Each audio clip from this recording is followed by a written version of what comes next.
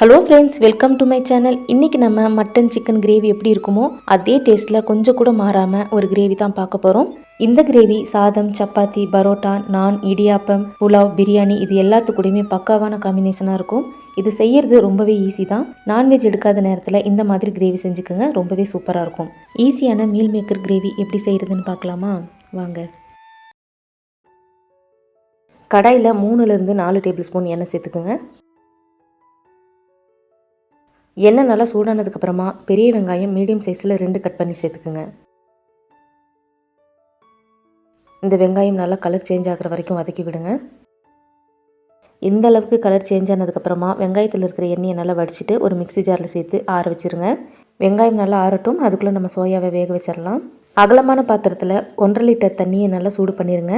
தண்ணி இந்த அளவுக்கு சூடானதுக்கப்புறமா 1/2 டீஸ்பூன் உப்பு சேர்த்துக்குங்க. இதில் மீடியம் சைஸ் சோயா 1.5 கப் சேர்த்துக்குங்க.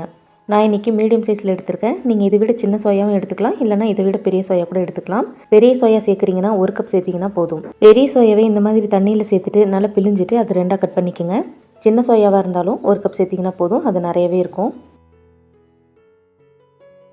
சோயாவை சேர்த்ததுக்கப்புறமா நல்லா மிக்ஸ் பண்ணிவிட்டு ஹை ஃப்ளேமில் ஒரு கொதி வர வரைக்கும் அப்படியே வச்சுருங்க. இந்த அளவுக்கு நல்லா கொதிச்சதுக்கப்புறமா கையில் எடுத்து அழுத்தி பாருங்கள். சோயா நல்லா சாஃப்டாக பஞ்சு மாதிரி இருக்கணும். சோயா 2 நிமிஷத்தில் நல்லா சாஃப்டாயிரும். ரொம்ப நேரம் கொதிக்க வைக்கணும்னு அவசியம் இல்லை. இப்போ பாருங்கள், இந்த அளவுக்கு சாஃப்டாக இருக்கணும்.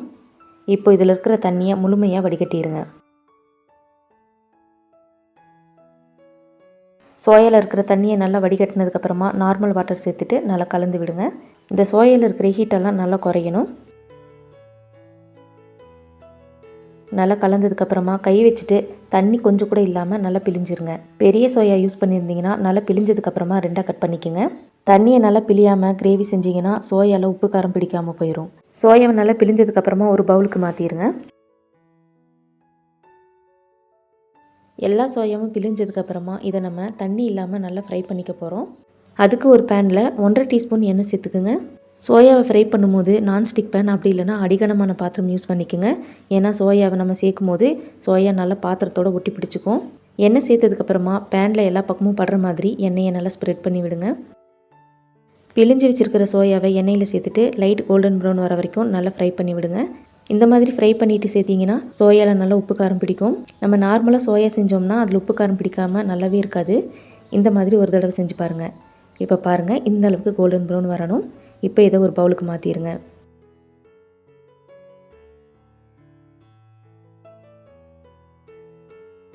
சோயாவில் நம்ம இப்போ தேவையான மசாலாலாம் சேர்த்துக்கலாம். 1.5 டீஸ்பூன் காஷ்மீரி மிளகாய் தூள் நான் சேர்த்துருக்கேன். உங்கள்கிட்ட காஷ்மீரி மிளகாய் தூள் இல்லைனா நீங்கள் நார்மலாக யூஸ் பண்ணுற மிளகாய் தூள் சேர்த்துக்குங்க. காரம் உங்களுக்கு எவ்வளோ வேணுமோ அந்தளவுக்கு நீங்கள் சேர்த்திங்கன்னா போதும். இது கூட 1 டீஸ்பூன் மல்லித்தூள், 1/2 டீஸ்பூன் மஞ்சத்தூள் சேர்த்துக்குங்க. சோயாவுக்கு தேவையான அளவு உப்பு சேர்த்துக்குங்க. புளிப்பில்லாத தயிர் 3 டேபிள் ஸ்பூன் சேர்த்துக்குங்க. இப்போ நம்ம சேர்த்திருக்கிற மசாலா எல்லாம் இந்த சோயாவோட நல்லா மிக்ஸ் ஆகிற மாதிரி கலந்து விடுங்க. இந்த அளவுக்கு நல்லா கலந்து விடுங்க. இந்த மாதிரி மசாலாலாம் சேர்த்துட்டு நம்ம கிரேவி செய்யும் போது கிரேவி ரொம்பவே நல்லாயிருக்கும். இந்த சோயாவை நம்ம ஊற வைக்க தேவையில்லை, உடனே நம்ம கிரேவி செஞ்சிடலாம். நம்ம ஏற்கனவே வதக்கி வச்சுருந்த வெங்காயம் நல்லா ஆறியிருக்கும். இது கூட 6 பல் பூண்டு, ஒரு சின்ன துண்டு இஞ்சியை 4 கட் பண்ணி சேர்த்துக்குங்க. இதுக்கு பதிலாக நீங்கள் இஞ்சி பூண்டு பேஸ்ட் கூட 2.5 டீஸ்பூன் சேர்த்துக்கலாம். 3 மீடியம் சைஸ் தக்காளியை கட் பண்ணி சேர்த்துட்டு நல்லா நைஸாக அரைச்சிட்டு வந்துடுங்க. இந்த அளவுக்கு நல்லா நைஸாக அரைச்சிருங்க. இது அப்படியே இருக்கட்டும். இப்போ நம்ம கிரேவி செஞ்சுக்கலாம். ஏற்கனவே நம்ம வெங்காயம் வதக்கின பேனில் எண்ணெய் இருக்கும். அந்த எண்ணெய் போதும்னா நீங்கள் அதிலேயே தாளிச்சிக்கலாம். அப்படி இல்லைனா கொஞ்சமாக எண்ணெய் சேர்த்துக்குங்க. எண்ணெய் நல்லா சூடானதுக்கப்புறமா 1 டீஸ்பூன் ஜீரகம் சேர்த்துக்குங்க. இது கூட 3 பட்டை, 5 கிராம்பு, 3 ஏலக்காய், 2 பிரிஞ்சி இலையை சேர்த்துட்டு நல்லா ஃப்ரை பண்ணி விடுங்க. நம்ம அரைச்சி வச்சுருக்கிற தக்காளி வெங்காயம் இது கூட சேர்த்துருங்க. மசாலாவில் இருக்கிற தண்ணி நல்லா ட்ரை ஆகிற வரைக்கும் வதக்கி விடுங்க.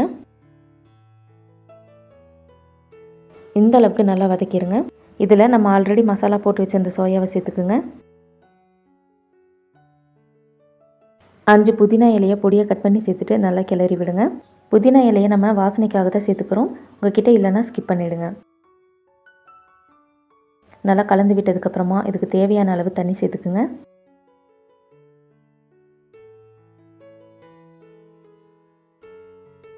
நல்லா கலந்து விட்டு ஒரு கொதி வர வரைக்கும் ஹை ஃப்ளேமில் வச்சுருங்க.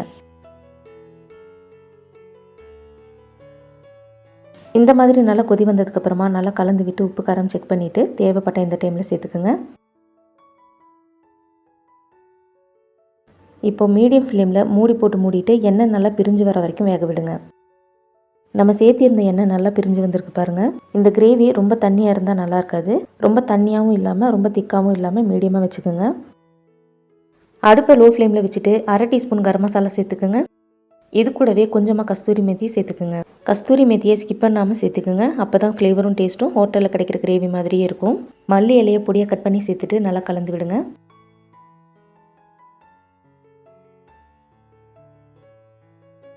அவ்வளோதான், இப்போ நமக்கு சோயா கிரேவி ரெடி ஆயிடுச்சு.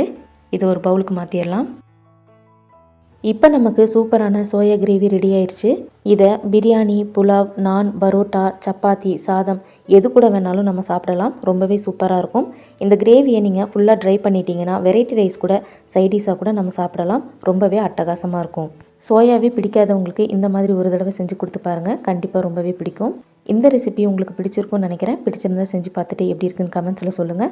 மறக்காமல் உங்கள் ஃப்ரெண்ட்ஸ் அண்ட் ஃபேமிலிக்கும் ஷேர் பண்ணிவிடுங்க. நம்ம சேனலை சப்ஸ்கிரைப் பண்ணாதவங்க சப்ஸ்கிரைப் பண்ணிக்கோங்க. பக்கத்தில் இருக்க பெல் ஐக்கானையும் கிளிக் பண்ணிவிடுங்க.